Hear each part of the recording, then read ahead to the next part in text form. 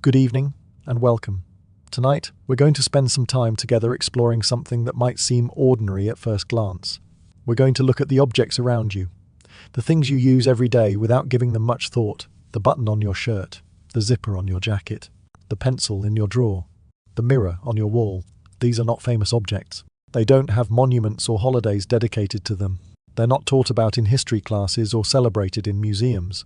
They simply exist, quietly doing their jobs, day after day, year after year. And yet, each one of them has a story. These stories stretch back centuries, sometimes thousands of years. They involve inventors and craftspeople whose names have been lost to time. They cross continents and cultures. They reflect changes in technology, fashion, commerce, and daily life. Tonight, we're going to sit with these objects for a while. We're not in any hurry. There is no test at the end, no urgent information you need to remember. This is simply an invitation to notice, to wonder, and perhaps to drift peacefully into sleep while listening to stories about the small things that make up our world. So settle in, get comfortable, and let's begin. Let's start with something you've probably fastened a dozen times today without noticing. The button. Before buttons existed, people had to find other ways to keep their clothing closed. In the earliest human societies, clothing was often simply wrapped or tied. Animal skins might be held together with thorns or bones pushed through the fabric. Cords could be threaded through holes and knotted. Pins of bronze or copper secured garments at the shoulder or waist. The ancient Romans, for example, relied heavily on the fibula, a type of decorative brooch that worked rather like a large safety pin. These fibulae could be quite ornate, made of precious metals and decorated with gems, but functionally they served the same purpose as a simple button, keeping fabric in place. For thousands of years this was sufficient. Clothing styles developed around these fastening methods. Togas were wrapped, tunics were pinned, robes were tied with sashes. The button, as we know it, simply wasn't necessary. The earliest buttons were not functional fasteners at all. They were decorations. Archaeological evidence suggests that buttons first appeared in the Indus Valley civilization around 2000 BCE. These were ornamental objects typically made from seashells. They were curved with two holes drilled through the center, and they were sewn onto clothing as decorative elements, much as sequins or beads might be used today. Similar decorative buttons have been found in ancient Chinese sites, in Bronze Age Europe, and among various other cultures. For thousands of years, buttons remained ornaments. They might indicate wealth or status. They might add visual interest to a garment. But they did not fasten anything. The reason for this is simple, though it might not occur to us today. A button needs a buttonhole to function as a fastener. And the buttonhole is actually the more difficult invention. A buttonhole requires careful cutting and reinforced stitching to prevent the fabric from tearing. This technique took time to develop and spread. It wasn't until the 13th century, in medieval Germany, that buttons and buttonholes finally came together as a fastening system. The invention seems modest to us now, but it was revolutionary. Suddenly, clothing could fit more closely to the body. Before this, most garments had to be loose enough to pull on over the head or step into. But with buttons and buttonholes, sleeves could be made tight and fitted. Bodices could be shaped to the figure. Collars could be raised and closed snugly around the neck. This change in fashion was profound. The fitted garments of the late medieval period, which we see in paintings and tapestries from that era, would have been impossible without the button. It is a small object that enabled an entirely new aesthetic in human dress. The button makers of medieval Europe became skilled artisans. They worked with metal, bone, horn, wood, and fabric. The wealthy wore buttons made of gold and silver, sometimes set with jewels.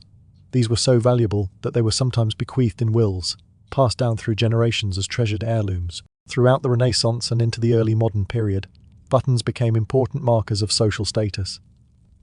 Kings and nobles displayed their wealth through extravagant buttons. King Francis I of France is said to have owned a set of buttons valued at over 13,000 gold crowns, an almost unimaginable sum. The number of buttons on a garment could indicate rank. Military uniforms featured precise arrangements of buttons that signified regiment and rank. Servants wore livery with buttons bearing their employer's coat of arms. Even the placement of buttons carried meaning. Buttons on the right side of a garment indicated that the wearer dressed themselves, while buttons on the left suggested they had servants to assist them. This is, incidentally, why men's shirts typically button on the right, while women's blouses traditionally button on the left. In times past, wealthy women were dressed by their maids, who would find it easier to button from the right, hand side while facing the lady. Men of means still often dressed themselves, as having a manservant assist with dressing was somewhat less common. These conventions have persisted long after their original purpose faded away. If buttons are ancient, zippers are surprisingly modern. The zipper you might have on your jacket or your bag is less than 150 years old. For most of human history, this convenient fastener simply did not exist.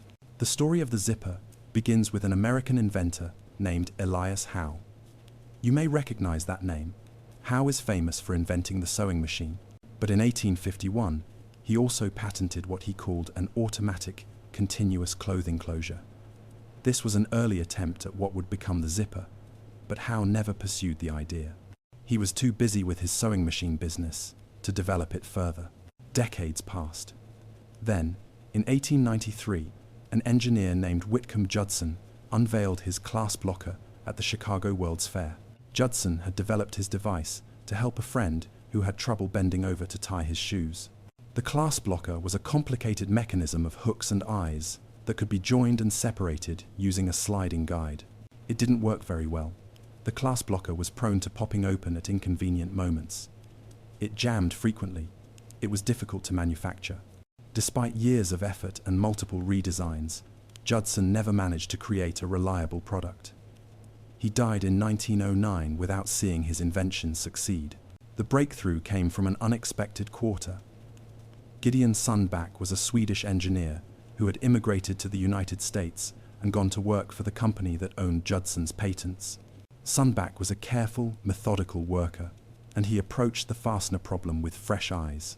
His insight was to increase the number of interlocking elements dramatically. Where Judson's designs had used relatively few large hooks and eyes, Sundback created a fastener with dozens of small, precisely shaped teeth. These teeth meshed together like interlocking fingers, creating a much stronger and more reliable closure. By 1913, Sundback had developed what he called the hookless fastener. This design had 10 teeth per inch, and it worked smoothly and reliably. He also invented machinery to manufacture these fasteners efficiently. The modern zipper had essentially arrived, but arrival is not the same as acceptance. For years, people were skeptical of this new fastening device. The zipper was first adopted by the military, appearing on money belts and tobacco pouches issued to soldiers during the First World War. It found use in boots and galoshes. The B.F. Goodrich Company put zippers on their rubber overshoes and coined the name zipper based on the sound the fastener made. Throughout the 1,920 seconds, the zipper remained somewhat unusual. Many people found it strange or even inappropriate, particularly for use on clothing that needed to be taken on and off. Buttons were familiar and trusted. Zippers were new and uncertain. Children's clothing was among the first to widely adopt zippers. Manufacturers promoted them as a way to help children dress themselves, making the argument that zipping was easier than buttoning for small fingers. Parents, tired of struggling with tiny buttons on squirming toddlers, were receptive to this message. The fashion industry's embrace of the zipper came in the 1,930 seconds. French couturiers began incorporating zippers into high-fashion garments, lending the device an air of modernity and sophistication. Suddenly, zippers were stylish rather than merely practical. By the end of the decade, they had become common in everyday clothing. The real triumph of the zipper came with the Second World War. Military uniforms, flight suits, and gear of all kinds incorporated zippers for their convenience and reliability. Millions of service members became accustomed to using zippers daily. When they returned to civilian life, they brought their preference for zippers with them. Take a moment, if you like, to look at a zipper. Perhaps there's one nearby, on a jacket or a bag. Notice the 2 rows of teeth, interlocking in a precise zigzag pattern. Each tooth is shaped so that it fits snugly between the teeth on the opposite row. The slider is the heart of the mechanism. Inside this small metal or plastic piece is a Y-shaped channel. As you pull the slider upward, the 2 rows of teeth are forced together through this channel, meshing them into place. When you pull the slider downward, the process reverses. The teeth are pushed apart as they pass through the slider's wedge-shaped interior. It's a simple mechanism in concept, but demanding in execution. The teeth must be precisely formed, each one identical to the others. The slider must be machined to exact tolerances. The fabric tape that holds the teeth must be strong and flexible. All of these components must work together reliably, thousands of times over the life of the garment. Modern zippers are manufactured with remarkable precision. A typical metal zipper has teeth stamped from brass or aluminum, each one formed in a fraction of a second by high-speed machinery. Plastic zippers use coils of polyester or nylon molded into their characteristic shape. Either type can withstand hundreds of thousands of cycles of opening and closing. If you look at the zippers on your clothing, there's a good chance you'll find 3 small letters stamped on the slider, YKK. This stands for Yoshida Kogyo Kabushiki Kaisha, a Japanese company that is the world's largest zipper manufacturer. YKK was founded in 1934 by Tadao Yoshida in Tokyo. Starting from a small workshop, Yoshida built his company by focusing obsessively on quality and efficiency. YKK manufactures not only zippers, but also the machines that make zippers, the brass and aluminum alloys for the teeth, and the fabric tape that holds everything together. This vertical integration allows them to control quality at every step of the process. Today, YKK operates more than 100 factories in over 70 countries. They produce approximately 7 billion zippers each year, enough to circle the Earth more than 50 times. Their dominance of the market is so complete that seeing the YKK logo has become an unconscious part of daily life for people around the world. There is something almost meditative about this scale of production. Somewhere in the world, at this very moment, zipper machines are running. Teeth are being stamped and molded. Sliders are being assembled. Tape is being woven. This quiet, industrial activity goes on constantly, providing the world with a steady supply of these small, useful objects. The next time you zip up a jacket, perhaps you'll think for a moment about Elias Howe's unrealized patent, about Whitcomb Judson's troublesome clasp locker, about Gideon Sundback's patient engineering, about the factories humming away around the world.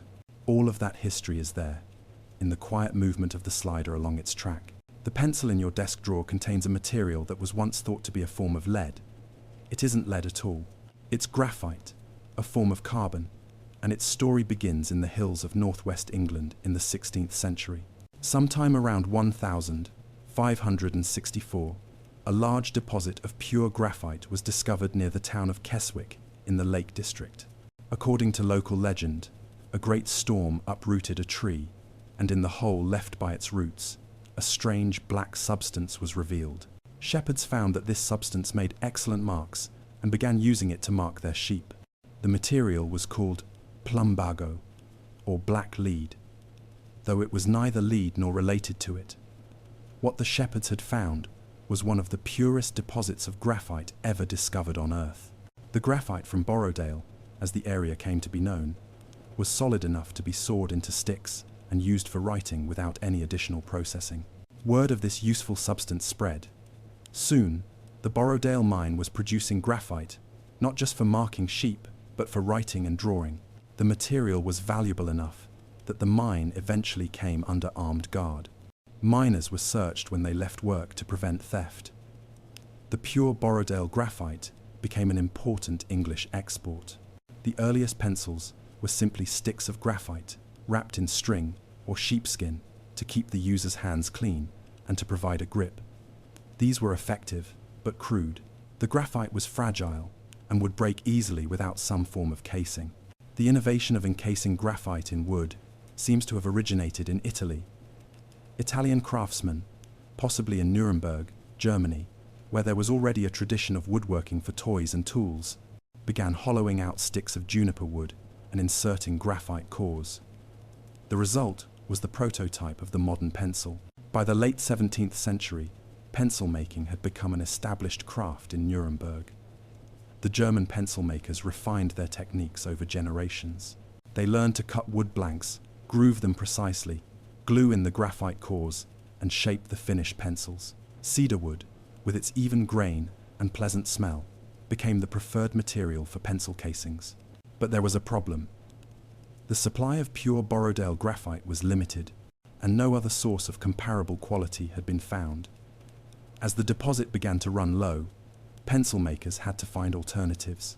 The solution came from France. In 1795, a French army officer and inventor named Nicolas Jacques Conté developed a new way to make pencil cores. Conté took inferior graphite, ground it into a fine powder, mixed it with clay, and fired the mixture in a kiln. The result was a synthetic core that could be made from any graphite, no matter how impure. Conté's process had another advantage. By varying the ratio of graphite to clay, he could produce cores of different hardness. More clay meant a harder, lighter pencil. More graphite meant a softer, darker one. This is the origin of the grading system still used today, where pencils are marked with numbers and letters indicating their hardness, from the very hard 9H to the very soft 9B. The Conté process freed pencil makers from dependence on the Borrowdale mine. Graphite could be sourced from anywhere, mixed with clay, and formed into usable cores. Pencil manufacturing spread across Europe and eventually around the world. In America, the pencil industry grew up around the abundance of eastern cedar and incense cedar trees. The town of Concord, Massachusetts, became an early center of American pencil production, thanks in part to the efforts of a young man named Henry David Thoreau. Yes, that Thoreau. Before he became famous for living at Walden Pond and writing about self-reliance, Thoreau worked in his family's pencil factory. He applied his careful, observant mind to improving pencil production, developing better methods for grinding graphite and mixing it with clay. The Thoreau pencils became known for their consistent quality. Henry Thoreau eventually left the pencil business to pursue his writing, but his contributions to the craft remained. The techniques he developed were adopted by other American manufacturers. By the late 19th century, American pencils were competing with German ones for dominance of the world market. The most famous American pencil company, Dixon Ticonderoga, was founded in 1795 by Joseph Dixon. Dixon was a printer and inventor who saw potential in graphite products of all kinds. His company grew over the following century, eventually moving its operations to the town of Ticonderoga, New York, from which it took its name. The yellow-painted Ticonderoga pencil, with its distinctive green ferrule and pink eraser, became an American icon. Why pencils are yellow? You may have noticed that many pencils are painted yellow. This tradition began in the late 19th century and has an interesting origin. At the time, the best graphite in the world was believed to come from Siberia, in what is now China. Chinese manufacturers prized this graphite and began exporting high-quality pencils to Europe and America. In Chinese culture, the color yellow was associated with royalty and high quality. The Chinese pencils were often painted yellow to indicate their premium status. European and American manufacturers, competing with these Chinese imports, began painting their own pencils yellow to suggest comparable quality. The practice became widespread and eventually self-perpetuating. Consumers came to associate yellow with pencils, and manufacturers continued to paint them yellow because that's what people expected. Today, approximately 75% of the pencils sold in the United States are yellow, a tradition that stretches back more than a century to marketing practices born of international competition. The eraser. The familiar pink eraser on the end of a pencil is itself a relatively recent addition. For centuries, people erased pencil marks with breadcrumbs, rubbing the soft crumb over the page to lift the graphite. It wasn't until 1770 that an English engineer named Edward Nairn discovered that a piece of natural rubber could erase pencil marks effectively. The combination of pencil and eraser in a single tool was patented in 1858 by an American named Hyman Littman. His invention was simple. He glued a piece of rubber into a groove cut in the end of a standard pencil, then encased it in wood, like the graphite core. The patent was later invalidated on the grounds that it merely combined two existing products, but the design had already caught on. Today's erasers are usually made from synthetic rubber compounds, often colored pink with pumice added for extra abrasion. The ferrule, that little metal band that holds the eraser in place, is typically made from aluminum or brass. Each component has its own story, its own manufacturing process, its own journey from raw material to finished product. Consider for a moment the complexity of this simple object. The wood from carefully managed forests, the graphite and clay mixed and fired, the lacquer paint, the metal ferrule, the synthetic eraser. All of these elements come together in a tool that costs less than $1 and is so common that we scatter them carelessly in drawers and forget about them. And yet, when you pick up that pencil and write, you are using a tool refined over centuries, drawing on the work of English shepherds and French chemists, German craftsmen and American industrialists. The humble pencil carries within it the history of human ingenuity, reflections in nature. Before there were mirrors, there was still water, a calm pond, a puddle after rain, a river at evening when the current slows. These natural mirrors showed our ancestors their own faces, their reflections wavering on the surface. The ancient Greeks told the story of Narcissus, who fell in love with his own reflection in a pool. The myth suggests how compelling and strange the experience of seeing oneself must have been in those early times. Your reflection was not something you could carry with you or summon at will. It appeared only under certain conditions, in certain places, and it vanished as soon as the water was disturbed. The desire to capture and control this reflection led humans to create mirrors. The earliest mirrors were simply pieces of polished stone. Obsidian, a volcanic glass, was particularly suitable. Its dark surface could be polished to a high shine and would reflect light clearly. Obsidian mirrors have been found in archaeological sites dating back 8,000 years. Metal mirrors. As metallurgy developed, people began making mirrors from polished metal. Bronze mirrors appeared in ancient Mesopotamia, Egypt, China, and elsewhere. These mirrors were flat discs of bronze, highly polished on one side and often decorated with elaborate patterns on the back. The production of a bronze mirror required considerable skill. The bronze had to be cast carefully to avoid bubbles and imperfections. Then, it had to be ground flat and polished to a mirror finish, a process that could take many hours of patient work. The resulting mirrors were valuable objects, often associated with wealth and status. Metal mirrors had certain limitations. They were heavy, they tarnished, and needed frequent polishing to maintain their reflectivity.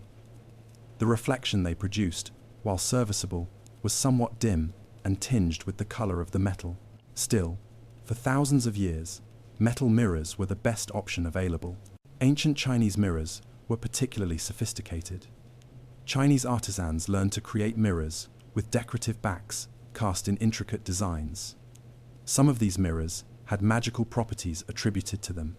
There are stories of magic mirrors that could project images or reveal hidden messages when light was reflected from their surfaces in certain ways. The glass mirror emerges. The idea of making a mirror from glass is an old one. The Romans experimented with small pieces of glass backed with metal, but these early glass mirrors were small, curved, and of poor quality. The technology to make large, flat sheets of glass did not yet exist.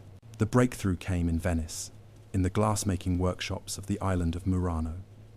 By the early 16th century, Venetian glassmakers had developed techniques for producing large, flat sheets of clear glass, and for coating them with a reflective amalgam of tin and mercury.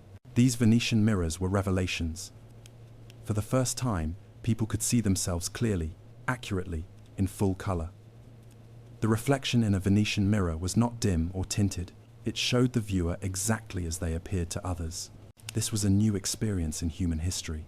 The Venetian Republic understood the value of this technology and worked to maintain a monopoly on mirror production. Glassmakers on Murano were forbidden to leave the island or to share their techniques with outsiders. Those who tried to emigrate or sell secrets could face severe punishment, even death. Despite these precautions, the secrets of Venetian mirror making eventually spread. The French, in particular, were eager to develop their own mirror industry. King Louis XIV, obsessed with magnificence and splendor, ordered the construction of the Hall of Mirrors at Versailles. He also sponsored efforts to lure Venetian glassmakers to France and to develop French mirror-making technology. The Hall of Mirrors. The Hall of Mirrors at the Palace of Versailles remains one of the most famous mirror installations in the world. Completed in 1684, it features 357 mirrors, arranged in 17 arched panels along one wall, reflecting the 17 windows on the opposite wall that look out over the gardens.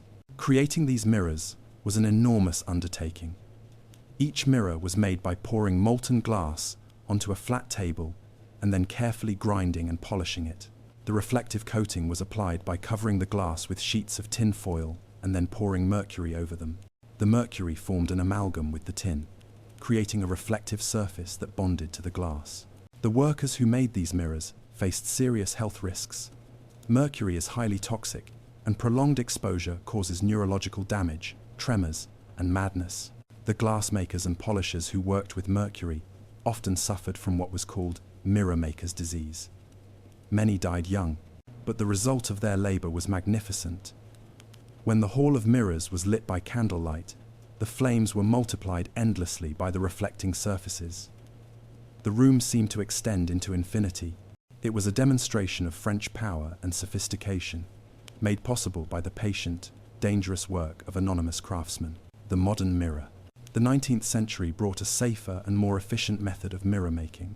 In 1835, a German chemist named Justus von Liebig developed a technique for depositing a thin layer of silver onto glass using a chemical reaction. This silver coating was just as reflective as mercury amalgam, but did not require workers to handle toxic metals. Liebig's process, refined and improved over the following decades, is the basis of modern mirror production. Today, mirrors are made by depositing a thin layer of aluminum or silver onto glass, then covering this metallic layer with a protective coating of paint or lacquer. The process is highly automated and produces mirrors of excellent quality at low cost. The mirrors in your home, the ones you glance at each morning, are descendants of this long history.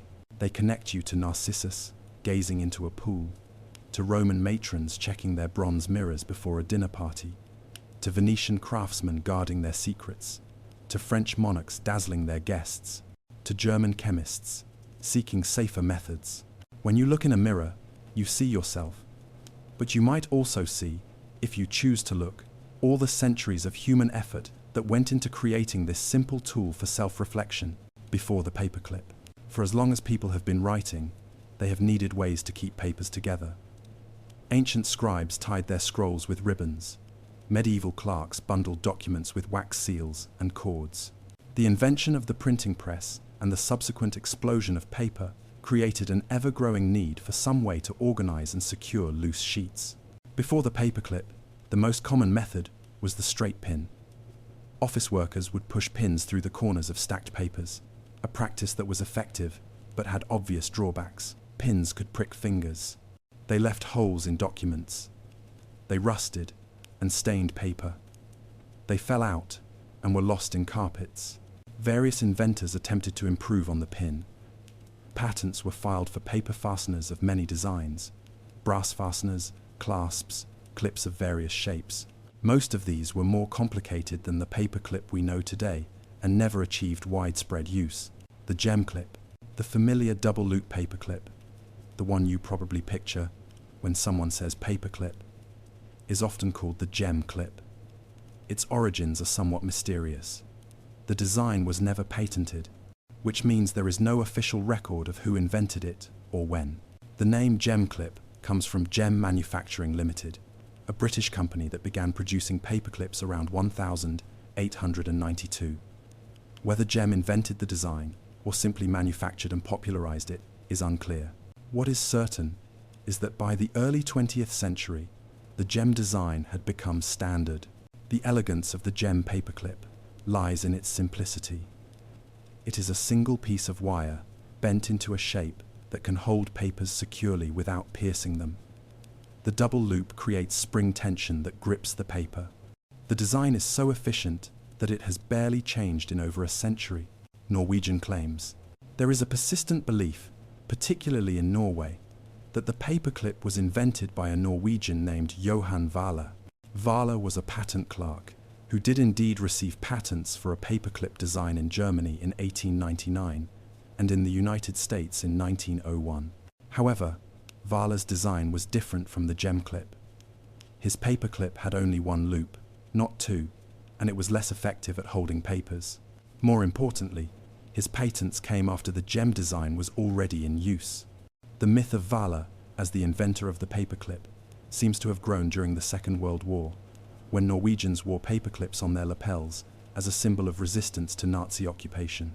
The paperclip became a powerful symbol of Norwegian unity because of a misunderstanding about its origins. After the war, this belief was reinforced by monuments and commemorations.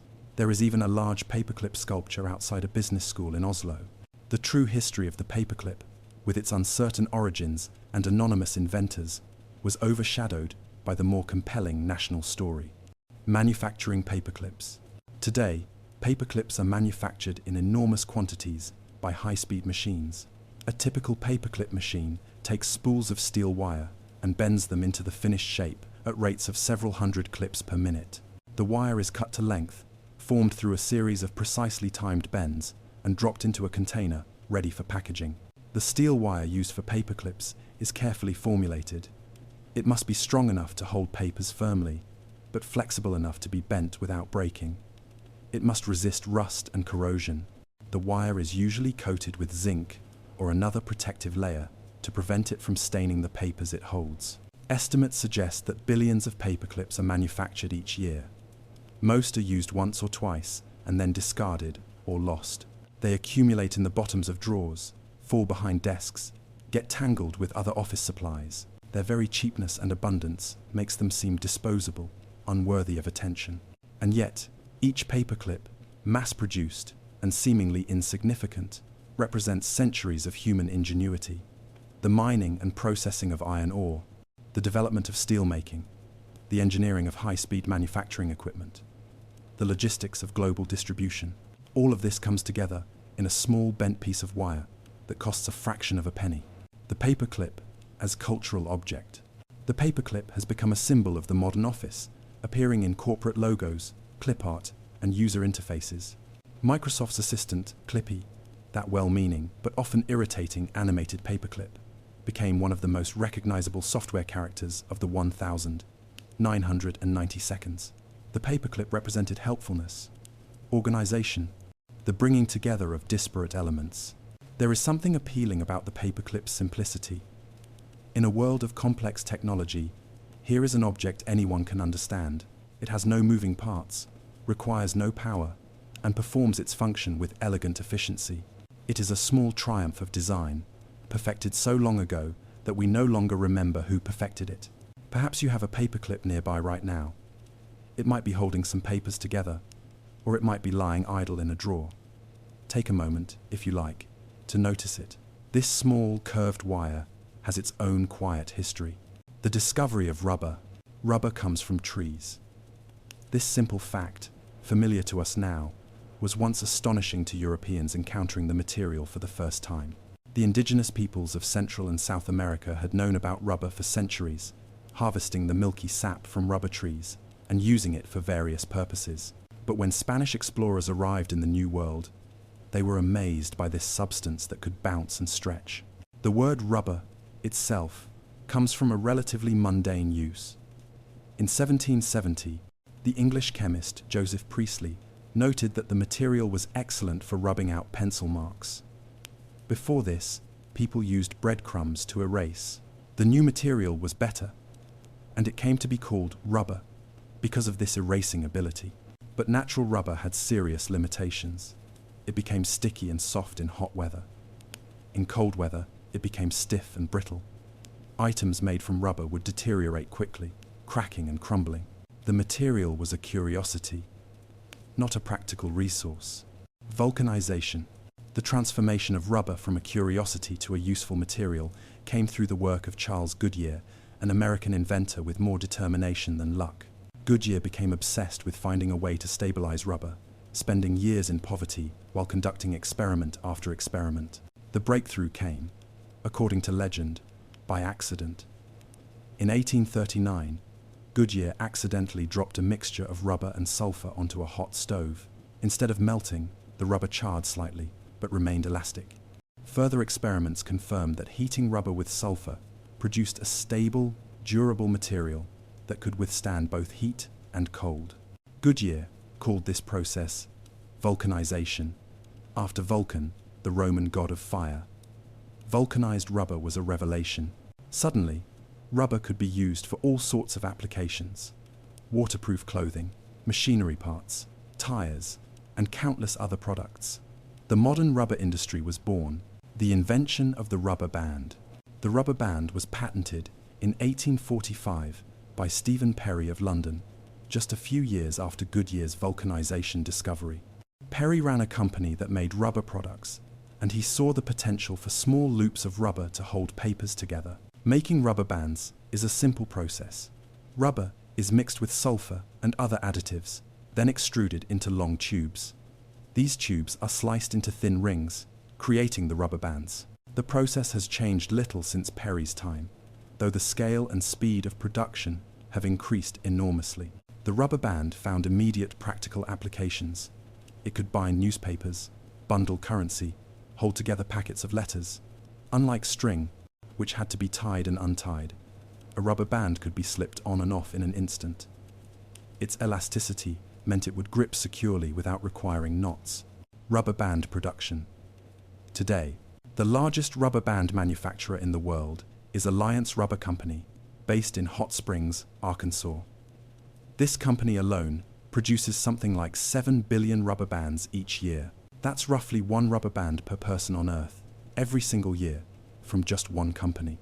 The production process begins with rubber, either natural rubber from plantations in Southeast Asia or synthetic rubber derived from petroleum. The rubber is mixed with sulfur, accelerators, and other chemicals in large industrial mixers. The mixture is then fed into extruding machines that shape it into tubes, which are then sliced into bands. Different sizes and colors of rubber bands are produced for different purposes. The post office uses particular sizes for bundling mail. Newspaper delivery services prefer bands of a certain thickness. Banks have their own specifications for banding currency. Each application has its own requirements, and manufacturers produce dozens of varieties to meet them. Rubber bands have a limited lifespan. Over time, exposure to air and light causes the rubber to deteriorate, a process called oxidation. The elastic band becomes brittle and eventually snaps. Most rubber bands last only a few years before they need to be replaced. A small moment of physics. There is something pleasing about stretching a rubber band. The resistance builds gradually as you pull, and when you release it, the band snaps back to its original shape. This behavior involves some interesting physics. Rubber is made of long polymer chains, molecular strings that are tangled together in a random arrangement. When you stretch a rubber band, you are straightening these chains, pulling them into alignment. The chains resist being straightened, and when you let go, they return to their natural tangled state. Interestingly, stretching a rubber band causes it to heat up slightly, and letting it contract causes it to cool. If you stretch a rubber band quickly and touch it to your lips, you can feel this warmth. This is because the straightening of the polymer chains releases energy, which appears as heat. Such small observations remind us that the objects around us, even the most mundane ones, participate in the grand dance of physics. The rubber band on your desk follows the same laws that govern the movements of planets and the behavior of atoms. It is, in its modest way, a window into the nature of matter. Before electric light. For most of human history, when the sun went down, the world became dark. Fire was the only source of artificial light: torches, oil lamps, and candles. These flames flickered and smoked. They consumed oxygen and produced heat. They were fire hazards, and they were expensive.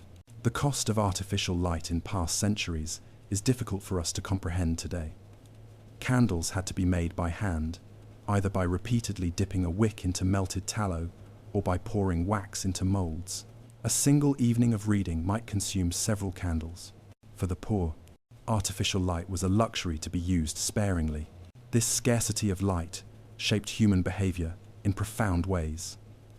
People rose with the sun and went to bed when it set. Winter evenings were long and dark. Social gatherings were scheduled around the availability of light. The wealthy could afford to illuminate their homes with dozens of candles, but even they could not match the brightness we take for granted today. The race to electric light. The 19th century brought gas lighting to city streets and wealthy homes, but the dream of electric light remained elusive. Scientists and inventors around the world worked on the problem. The basic principle was understood. If you pass electricity through a thin wire, it heats up and glows. The challenge was finding a material that would glow without burning up. The story usually told is that Thomas Edison invented the light bulb. This is an oversimplification.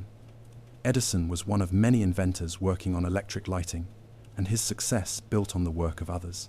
What Edison did better than anyone else was to create a practical, reliable, and economical light bulb, and to develop the infrastructure needed to bring electric lighting to homes and businesses.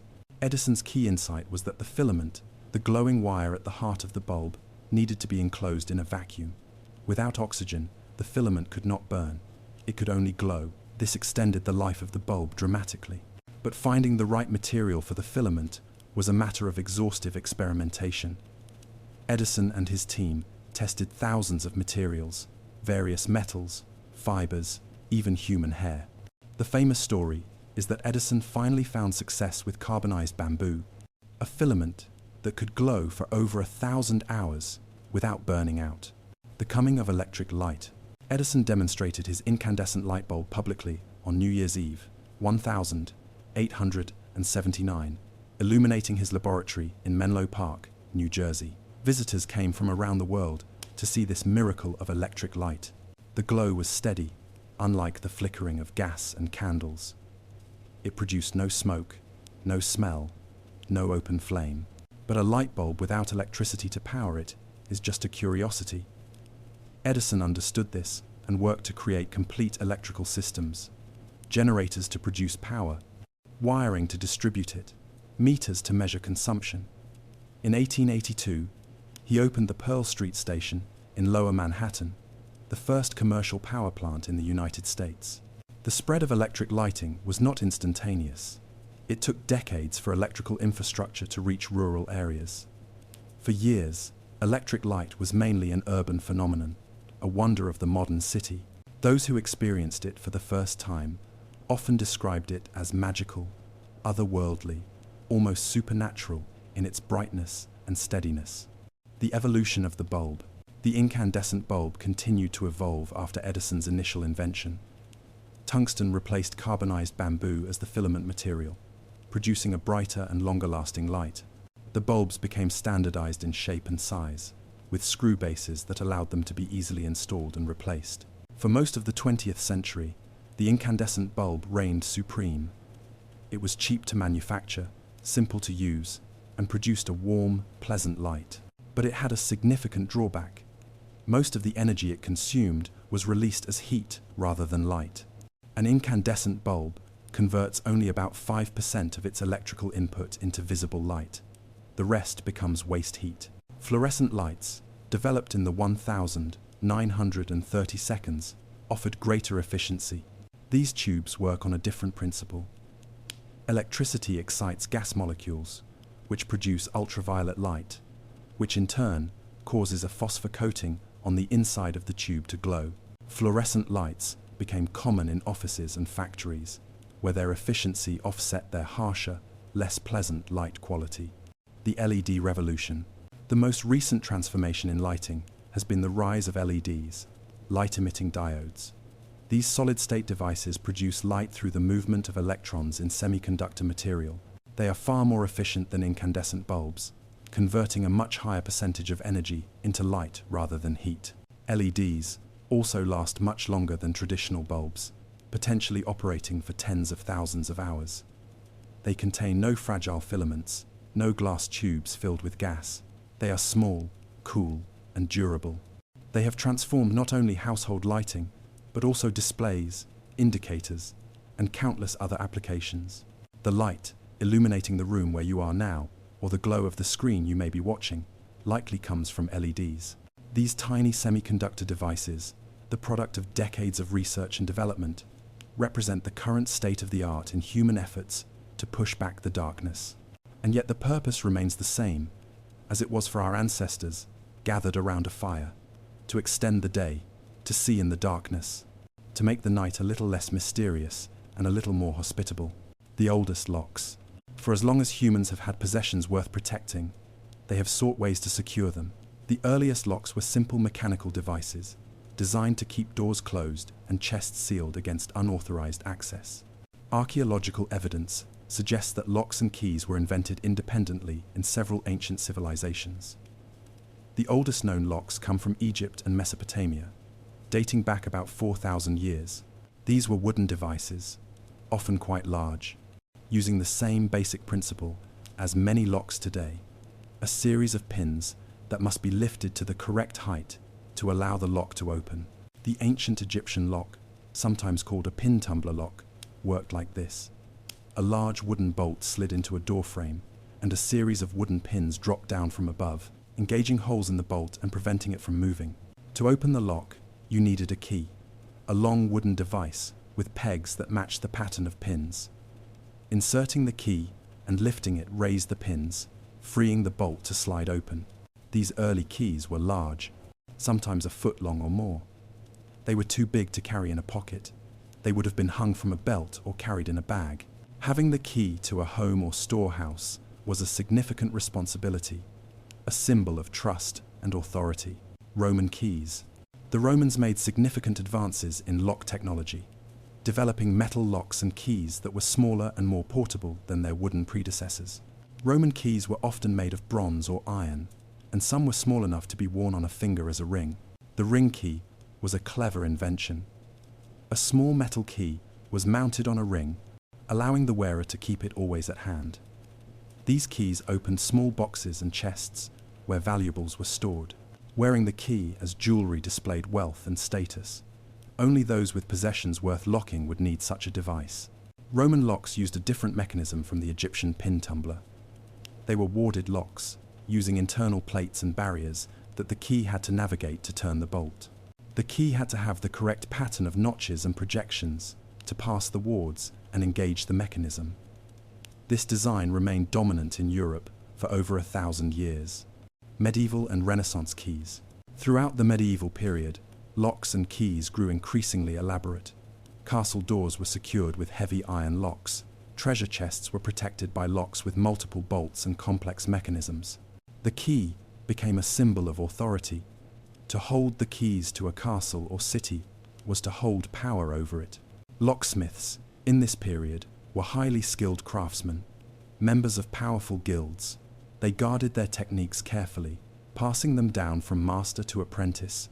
The best locksmiths could create locks so complex that only they could make keys to open them. Some locks were designed to be beautiful as well as functional, with elaborate decorative work on both the lock and the key. The Renaissance brought even more sophisticated lock designs. Puzzle locks required multiple steps to open, and trick locks might have hidden keyholes or require the key to be turned in unexpected ways. Some locks would set off alarms or even traps if tampered with incorrectly. The contest between lockmakers and lockpickers had begun. The Industrial Revolution and modern keys. The 19th century brought major innovations in lock design. Linus, Yale Sr., an American locksmith, reinvented the ancient Egyptian pin tumbler mechanism for the industrial age.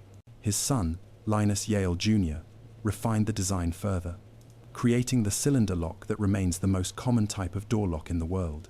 The Yale lock uses a small key with a serrated edge. The pattern of cuts on the key matches the pins inside the lock cylinder. When the correct key is inserted, the pins are pushed to exactly the right height, allowing the cylinder to turn and the bolt to move. Without the correct key, the pins block the cylinder from turning. This design is elegant and effective. It allows for millions of possible key combinations, making it impractical to simply try keys until one works. The pins and cylinders can be manufactured with precision by industrial processes, making good locks affordable for ordinary homes and businesses. The keys you carry today are likely descendants of the Yale design. They are small enough to fit on a ring in your pocket, yet they represent thousands of years of human ingenuity in the quest to protect what we value. Keys. Without metal. In recent years, the physical key has begun to give way to electronic alternatives. Keycards, key fobs, and smartphone apps can now unlock doors without any metal key at all. These systems use radio signals, cryptographic codes, or biometric data to verify identity and grant access. Some people predict that the physical key will eventually become obsolete, replaced entirely by electronic credentials. But keys have been with us for 4,000 years. They are tangible, requiring no battery, no software update, no network connection. There is something satisfying about the weight of a key in your hand, the sound of the lock clicking open. Perhaps physical keys will fade away, or perhaps they will persist alongside newer technologies. Either way, the key remains a powerful symbol of access and exclusion, of trust and security, of the boundary between public and private. Every time you turn a key in a lock, you participate in one of humanity's oldest technological traditions. We've spent some time together now, exploring the histories of ordinary things. Buttons and zippers, pencils and mirrors, paper clips and rubber bands, light bulbs and keys. These are not famous objects. They will never be displayed in museums or commemorated with holidays. They are the background of daily life, so familiar that we rarely notice them at all. And yet, each one carries a story. Each one represents centuries of human thought, experimentation, and refinement. Each one connects us to inventors and craftspeople whose names have mostly been forgotten, but whose work surrounds us still. There is something restful in this perspective. The world around you is not random or arbitrary. It is the product of countless human efforts, layer upon layer of problem-solving and creativity. The objects in your home, however modest, are achievements. They work because someone, somewhere, figured out how to make them work. As you settle in for sleep tonight, perhaps you'll notice some of these objects in your environment. The light you switch off, the door you lock, the buttons on your pajamas. They are quiet companions. These everyday things, each with its own history and purpose. Thank you for spending this time with me. I hope the stories have been restful and that your sleep is peaceful. Good night. Before matches, fire has been essential to human existence for hundreds of thousands of years. But for most of that time, creating fire was difficult and uncertain. There were no matches, no lighters, no convenient way to summon flame at will. The oldest methods of making fire involved friction. A stick spun rapidly against a notch in a wooden board would eventually produce enough heat to ignite tinder. This was exhausting work, requiring both skill and strength. It could take many minutes of continuous effort to produce a single flame. Flint and steel offered a somewhat easier alternative. Striking a piece of steel against flint produces sparks, hot fragments of metal that can ignite prepared tinder. This method was faster than friction, but it still required practice and the right materials. The tinder had to be perfectly dry and fluffy, ready to catch the tiniest spark. Because fire was so difficult to create, people went to great lengths to preserve it. Hearth fires were kept burning continuously, tended through the night so that flames would be available in the morning. Traveling meant carrying smoldering embers in special containers, hoping they would survive the journey. A household that let its fire go out faced hours of work to relight it. Chemical fire. The idea of creating fire through chemistry rather than friction is surprisingly old. Ancient Chinese texts describe mixtures of sulfur and other substances that would burst into flame when struck.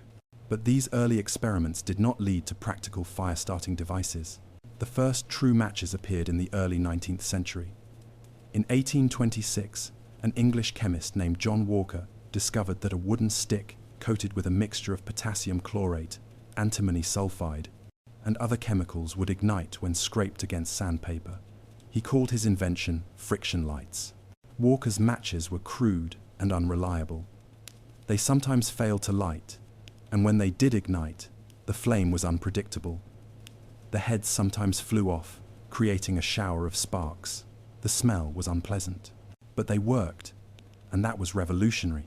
Walker never patented his invention. He sold matches from his pharmacy in Stockton-on-Tees and made a modest living from them. But he didn't pursue commercial success aggressively. Others would take the idea and develop it further. The Lucifer match. Samuel Jones, a London chemist, improved on Walker's design and marketed his matches as Lucifers. The name referenced Lucifer, the light bringer, but also carried a hint of danger and hellfire. And indeed, early matches were dangerous. The most effective early matches used white phosphorus in their heads. White phosphorus ignites easily and produces a reliable flame, but it is also highly toxic. Match factories became notorious for a condition called phossy jaw, a disfiguring and often fatal disease caused by exposure to phosphorus fumes. Workers, mostly women and children, suffered horribly. The social reformers of the 19th century campaigned against the use of white phosphorus in matches. Eventually, safer alternatives were developed. Red phosphorus, which is much less toxic, was incorporated into the striking surface rather than the match head, leading to the safety match that could only be lit on its own box. The safety match. The safety match was developed in the 1850 seconds, primarily through the work of Swedish inventors. The match head contained potassium chlorate and sulfur, but no phosphorus. The red phosphorus was on the striking strip on the side of the matchbox. When the match head was dragged across this strip, the friction and heat caused a chemical reaction that ignited the match. This design was much safer than earlier matches. The matches could not ignite accidentally by rubbing against each other or being stepped on. They required the specific striking surface to light. And the red phosphorus was far less toxic than white phosphorus, making the factories healthier places to work. Sweden became the center of the global match industry. Companies like Swedish Match dominated the market, and the Swedish word "andsticka" became synonymous with quality matches around the world. Even today, Sweden remains associated with matches, though the industry has declined in the face of disposable lighters and other technologies. The match today. Modern matches are marvels of industrial efficiency. A single match factory can produce millions of matches per day. The wooden splints are cut by the thousands, dipped in wax to help them burn evenly, then coated with the chemical mixture that forms the head. The matches are dried, sorted, and packed into boxes, all in a continuous, automated process. And yet, for all this efficiency, the match is becoming obsolete. Disposable lighters, electric ignition, and other technologies have reduced the need for matches. Many young people have never struck a match in their lives, but there remains something almost magical about watching a match burst into flame. That sudden transformation from cold stick to burning torch, accomplished with a simple scrape, still carries echoes of the wonder that fire inspired in our ancestors. In the glow of a match, we can glimpse the history of human mastery over flame. The discovery of soap. Soap is one of humanity's oldest chemical products, though its inventors didn't think of it in those terms. The basic recipe is simple. Combine fat with an alkali, and you get soap. This discovery was probably made accidentally, perhaps when animal fat dripped into wood ash around a fire. The ancient Babylonians were making soap by around 2800 BCE. Clay tablets from that period contain recipes for soap made from animal fat and wood ash. The Babylonians used soap primarily for cleaning wool and cotton in preparation for dyeing, not for personal hygiene. The ancient Romans were familiar with soap, but did not use it for bathing. Roman baths were elaborate social institutions, but the bathing process relied on oil and scrapers rather than soap. Bathers would rub olive oil onto their skin, then scrape it off with a curved metal tool called a strigil, taking dirt and sweat along with the oil. It was the Germanic and Celtic peoples of northern Europe who popularized the use of soap for personal cleanliness. Roman writers described these barbarians using soap to wash their hair and bodies, a practice the Romans initially found strange. But over time, soap bathing spread throughout the Roman world and beyond. How soap works. Soap works because of a peculiarity in its molecular structure. Each soap molecule has two ends with very different properties. One end is hydrophilic, meaning it is attracted to water. The other end is hydrophobic, meaning it repels water and is attracted to oils and fats. When you wash with soap, the hydrophobic ends of the soap molecules attach to the oils and dirt on your skin. The hydrophilic ends stick out into the water. When you rinse, the water carries away the soap molecules, and with them the dirt they have captured. It is a simple but elegant mechanism. This same mechanism allows soap to disrupt viruses and bacteria. Many pathogens have fatty outer membranes. Soap molecules can insert themselves into these membranes and break them apart, effectively destroying the pathogen. This is why washing hands with soap is so effective at preventing disease. Medieval soap making. Throughout the medieval period, soap making was a household task in many parts of Europe. Families saved their cooking fats and collected wood ash. Periodically, they would combine these ingredients in large kettles, boiling them together for hours to produce soap. The quality of soap depended heavily on the ingredients. Soap made from olive oil, which was common around the Mediterranean, was milder and more pleasant than soap made from animal tallow. The famous Castile soap, named after the region of Spain, was made from pure olive oil and was prized for its gentleness. By the late medieval period, soap making had become a commercial industry in several European cities. Marseille, in France, became a major centre of soap production, taking advantage of the abundant olive oil from the surrounding region. The guilds of Marseille soap makers established strict standards for their product, and Marseille soap gained a reputation for quality that persists to this day. The industrialization of soap. The 19th century brought major changes to soap production. In 1791, a French chemist named Nicolas Leblanc developed a process for making soda ash from common salt. This provided a cheap, abundant source of alkali for soap making, freeing the industry from dependence on wood ash. With cheaper raw materials and new manufacturing techniques, soap became affordable for ordinary people for the first time. Soap companies began advertising aggressively, promoting cleanliness as a virtue and their products as necessities. The Victorian era saw a dramatic increase in soap consumption, accompanied by improvements in public health. Companies like Procter & Gamble, Lever Brothers, and Colgate-Palmolive built empires on soap. They introduced branded products with consistent quality, replacing the variable soaps that had been made locally. They invested in research to develop new formulations and new products. The modern consumer goods industry, in many ways, began with soap. Soap, today. Walk through any drugstore today, and you will find an astonishing variety of soaps. Bar soaps, liquid soaps, body washes, hand sanitizers, specialized soaps for every part of the body and every skin type. The basic chemistry remains the same as it was 5,000 years ago, but the packaging and marketing have become infinitely more sophisticated. There has also been a revival of interest in traditional soap making. Artisanal soap makers craft bars by hand, using natural ingredients and traditional methods. These soaps are often scented with essential oils and decorated with swirls of color. They represent a return to the craft, traditions that industrial soap making displaced. Whether you use a commercial body wash or a handcrafted bar, the simple act of washing with soap connects you to one of humanity's oldest technologies. Every bubble and lather carries the accumulated knowledge of countless generations who learned to harness chemistry in service of cleanliness. Measuring time before clocks. Time is invisible and intangible, yet humans have always sought to measure it. The earliest time-telling device was the sky itself. The sun's position indicated the hour of the day. The moon's phases marked the passing of months.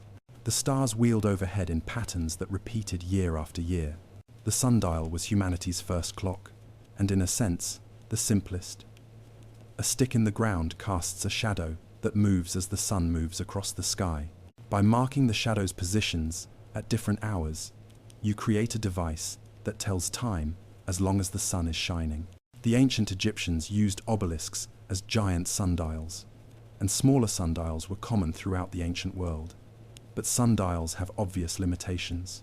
They don't work at night. They don't work when it's cloudy, and their accuracy depends on careful placement and alignment. Water clocks and sand glasses. To measure time without the sun, people turn to other natural processes. Water clocks, or clepsydra, measured time by the flow of water from one container to another. The water dripped at a steady rate, and markings on the receiving container indicated how much time had passed. Water clocks were used in ancient Egypt, Babylon, China, and Greece. Some were simple devices, while others were elaborate mechanisms with floats, gears, and automated figures. The most sophisticated water clocks could ring bells at regular intervals, or move mechanical displays to show the time. The hourglass, or sandglass, worked on a similar principle, but used sand instead of water. Two glass bulbs connected by a narrow neck allowed sand to flow from one bulb to the other at a consistent rate. When the upper bulb was empty, the glass could be turned over to start again. Hourglasses became common in medieval Europe, especially for timing activities like sermons, classes, and ship's watches. They were simple, reliable, and portable. A sailor on a 16th century voyage might use an hourglass to time his watch, turning the glass every half hour throughout his shift. The mechanical clock. The mechanical clock emerged in medieval Europe, probably in the 13th century. These early clocks used a mechanism called an escapement to regulate the release of energy from a falling weight. The escapement allowed the clock's gears to advance in small, regular increments, producing a ticking motion. The first mechanical clocks were large, public affairs. They were installed in church towers and town halls, and they announced the time with bells. The word clock itself comes from the Latin clocca, meaning bell. These early clocks often had no faces at all. They simply rang the hours. The accuracy of these early clocks was limited. They might gain or lose 15 minutes per day. But for a society accustomed to sundials and water clocks, this was sufficient.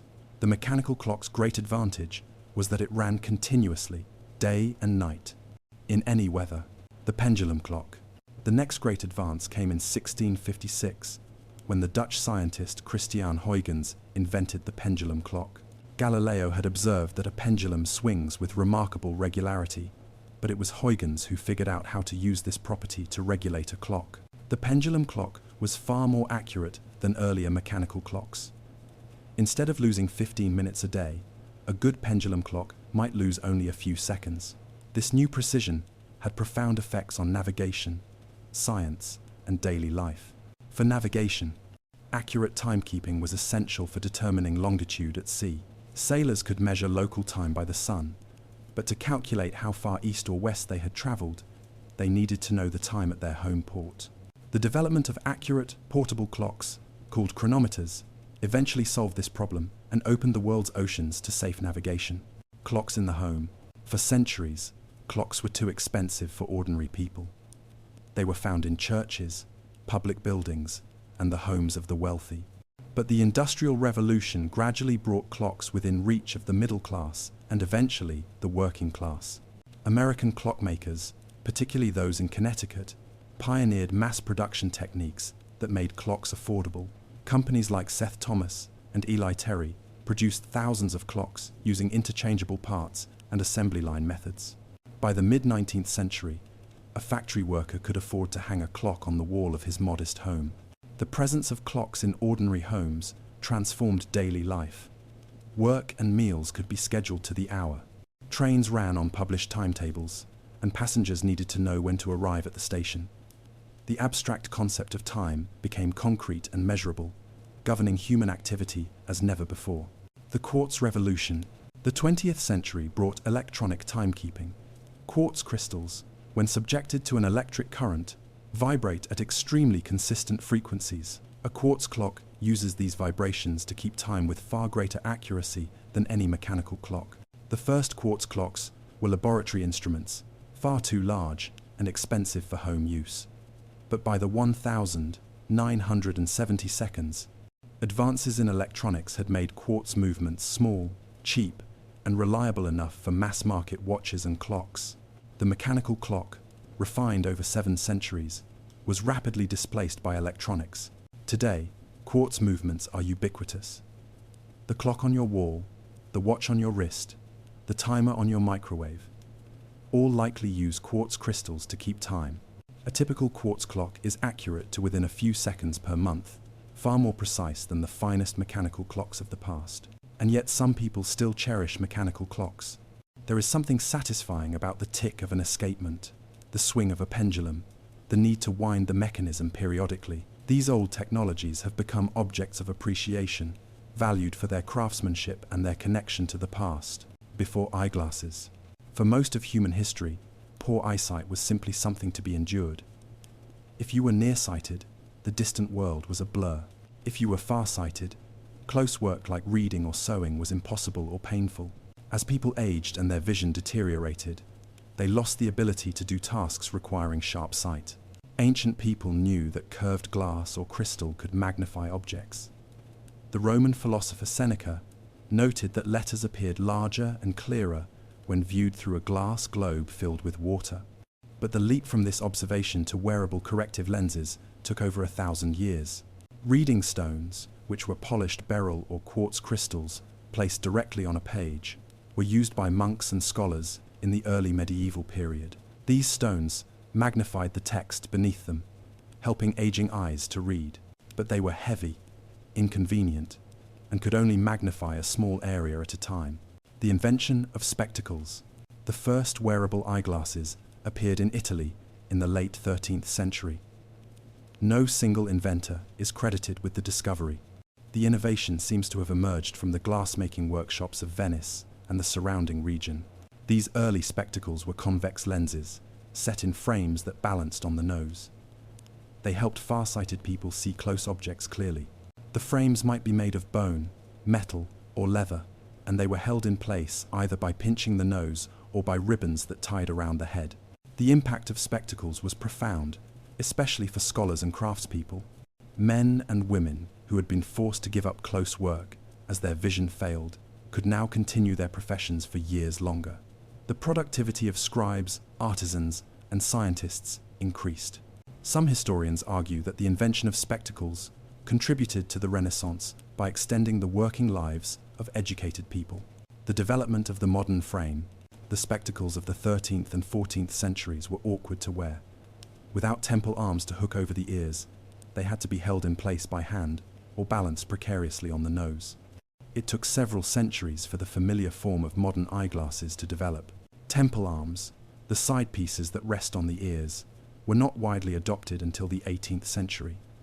Even then, designs varied. Some arms were rigid, while others were hinged to fold. Some curved around the ear, while others rested on the temple. Gradually, through trial and refinement, the modern eyeglass frame emerged. Benjamin Franklin is often credited with inventing bifocals, lenses that combine two different strengths in one piece of glass. Franklin, who needed both reading glasses and distance glasses, grew tired of switching between them. His solution was to cut each lens in half and combine the pieces, with the reading lens on the bottom and the distance lens on top. Lenses for nearsightedness. The early spectacles all used convex lenses, which correct farsightedness. Concave lenses, which correct nearsightedness, came later. This makes sense when you consider who needed help most urgently in the medieval world. Scholars and scribes needed to read and write. They were likely to be farsighted or to develop farsightedness with age. Distance vision was less critical for their work.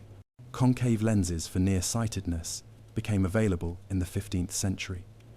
With both types of lenses available, most common vision problems could be corrected. Eyeglasses became increasingly common among the educated classes and gradually spread to the general population. Eyeglasses. Today, modern eyeglasses are precision instruments.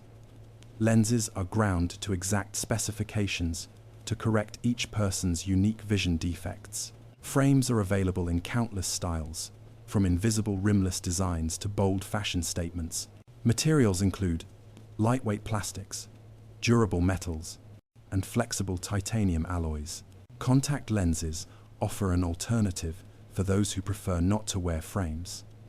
These tiny plastic discs sit directly on the eye, correcting vision without any visible apparatus. Laser surgery can now reshape the cornea itself, reducing or eliminating the need for corrective lenses entirely. And yet eyeglasses remain enormously popular. Something like 4 billion people around the world need vision correction, and most of them rely on glasses. The simple combination of frame and lens, refined over 7 centuries, remains one of humanity's most useful inventions. If you wear glasses, take a moment to appreciate them. These curved pieces of glass or plastic bring the world into focus, transforming blur into clarity. They connect you to medieval Italian craftsmen, to Benjamin Franklin, cutting lenses in his workshop, to all the opticians and lens grinders who have worked to help people see. We've spent quite some time together now, exploring the histories of ordinary things: buttons and zippers, pencils and mirrors, paper clips and rubber bands, light bulbs and keys, matches and soap, clocks and eyeglasses. These are not famous objects. They will never be displayed in museums or commemorated with holidays. They are the background of daily life, so familiar that we rarely notice them at all, and yet each one carries a story. Each one represents centuries of human thought, experimentation, and refinement. Each one connects us to inventors and craftspeople whose names have mostly been forgotten, but whose work surrounds us still. There is something restful in this perspective. The world around you is not random or arbitrary. It is the product of countless human efforts, layer upon layer of problem solving and creativity. The objects in your home, however modest, are achievements. They work because someone, somewhere, figured out how to make them work. Consider for a moment all the objects we haven't discussed tonight. The bed you're lying in has its own history. From ancient sleeping platforms to medieval straw mattresses to the spring coils and memory foam of today, the fabric of your sheets represents thousands of years of textile development. The pillow under your head connects to traditions stretching back to ancient civilizations. Every object has a story. The chair, the window, the door handle, the paint on the walls, the nails holding the house together, the glass keeping out the cold. We are surrounded by the accumulated wisdom of generations, held in physical form. And this is, perhaps, a comforting thought. We are not alone. We are not the first to wrestle with the challenges of daily life. Others came before us, leaving these tools and objects as their legacy, and others will come after, inheriting what we leave behind and adding their own contributions. As you settle in for sleep tonight, let your awareness drift gently over the objects in your environment. The light you've dimmed, the door you've closed, the blanket pulled up around you. These are not just things. They are gifts from the past, tokens of human ingenuity, companions on the journey of life. Sleep well. Dream of buttons and clocks, of pencils and mirrors, of all the quiet objects that make our days possible. Thank you for spending this time with me. Good night.